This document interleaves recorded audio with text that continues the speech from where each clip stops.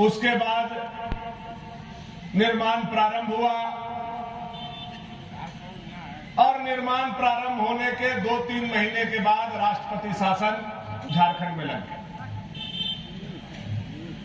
और उसके 13 महीने के बाद चुनाव हुआ। चुनाव में हम लोगों की कुछ कमी रही होगी, कुछ कार्यकर्ता का कमी रहा होगा, कहीं न कहीं चूक हुआ होगा। जनता हमें हरा करके और राजा साहब को विधायक बनाने का काम किया और राजा साहब विधायक बनते के साथ सबसे पहले जितना अस्पताल बन रहा है, केवल भवनाथपुर नहीं, मैं सबको बताना चाहता हूं और सब लोग जाकर के उसको देख सकते हैं। भवनाथपुर अस्पताल को रुकवा दिया, नगर उटारी में जो अनुमंडल का अस्पताल बन रहा था उसको रुकवा दिया, अरंगी में जो हमारा अस्पताल बन रहा था उसको रुकवा दिया, सगमा में जो अस्पताल बन रहा था उसको रुकवा दिया, केतार में जो अस्पताल बन रहा था उसको रुकवा दिया, डंडई में जो अस्पताल बन रहा था जरही में उसको रुकवा दिया, टाटीदिरी में जो अस्पताल बन रहा था उसको रुकवा दिया।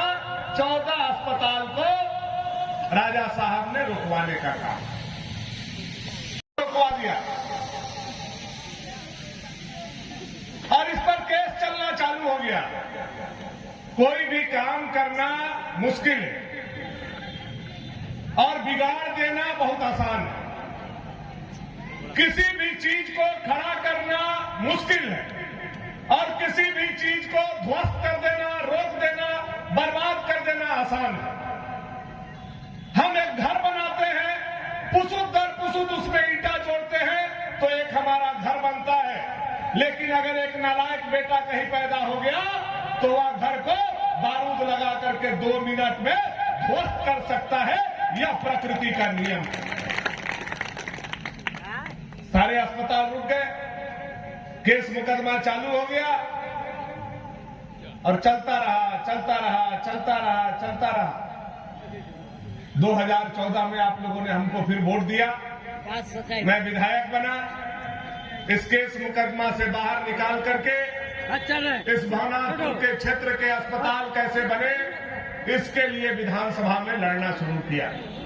विधानसभा के लड़ाई से लेकर के कोर्ट के लड़ाई तक लगभग 8 साल अपने जीवन का, जो आपके वोट का दिया हुआ यह जीवन है, जो आपके द्वारा बनाया हुआ यह हमारा विधायक का जीवन है, 8 साल लड़ने के बाद हाई कोर्ट से डिग्री करा करके आज आपका बेटा 10 करोड़ रुपया लेकर के सीना तान करके अपने गार्जियन के बीच में अपने जन्मदिन के अवसर पर यह अस्पताल आपको तोहफा में देने आया है। आप इसको स्वीकार कीजिए और मेरा प्रणाम भी स्वीकार कीजिए।